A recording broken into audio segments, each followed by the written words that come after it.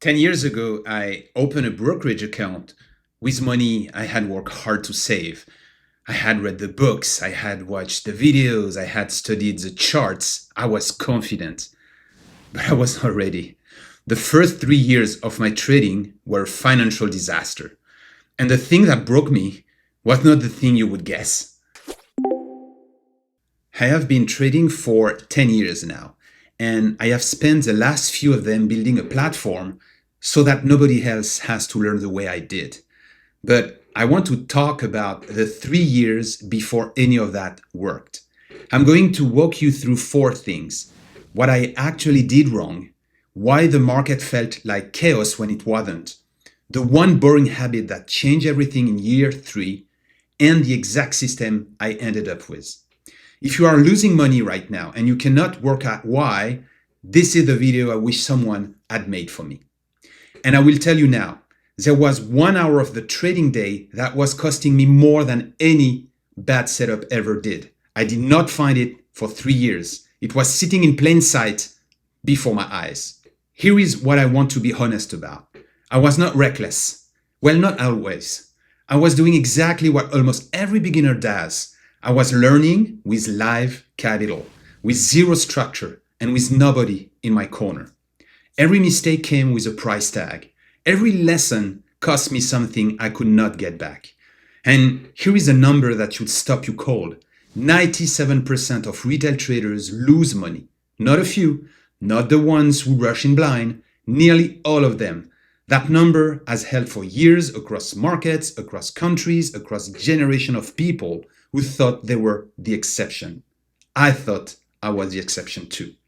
Back then, I used to describe the market to friends as a person with a split personality.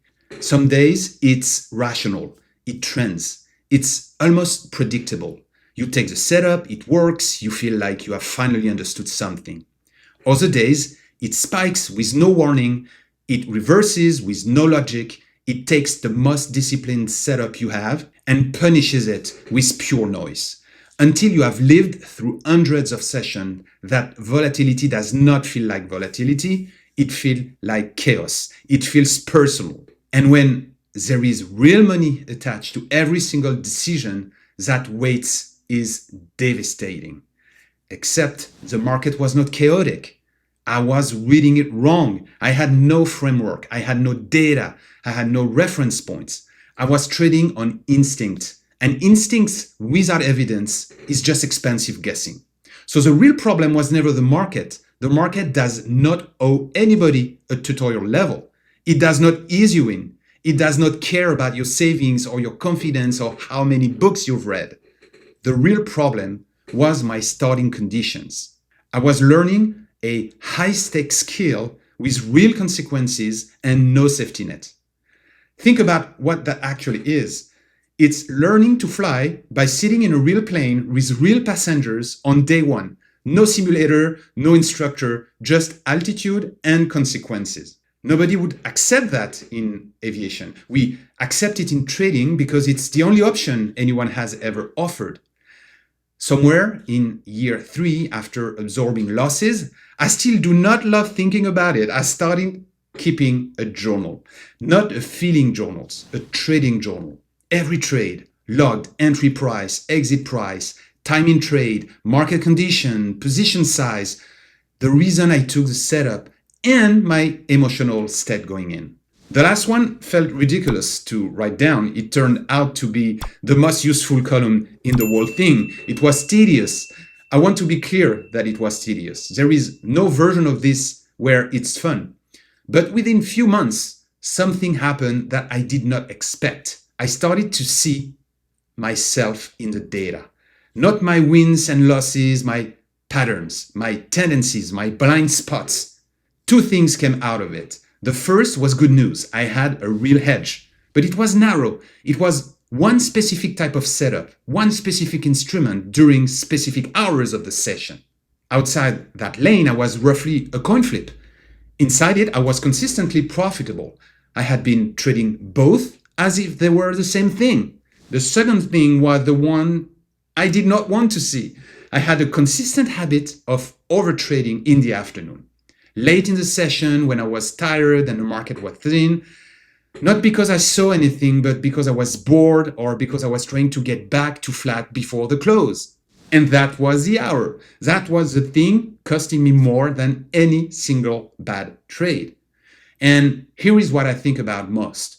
If I had found that in year 1 instead of year 3, it would have saved me a meaningful amount of money. The information was always there. I just was not writing anything down. So the progression I ended up with looks like this. Journal religiously. Build a daily report card. Track the statistics over time. Identify your probability zones. Then trade only inside them. 5 steps. Simple to write on a slide, brutal in practice, and close to impossible to execute when you are managing real financial risk with no prior experience, because the feedback loop costs you money every time it teaches you something. So what broke me was not the losses. Losses are the tuition. What broke me was paying tuition for 3 years and getting no report card. No feedback, no way to tell a bad decision from a bad outcome. The market was never the problem. My starting conditions were. If you take one thing from this video, start the journal today. Not tomorrow after the next trade, today. Even if it's a notebook, especially if it's a notebook. If that was useful, subscribe, because the next one is a full breakdown of a trade I got wrong recently with the exact second the thesis died. Thanks for watching. See you in the next one.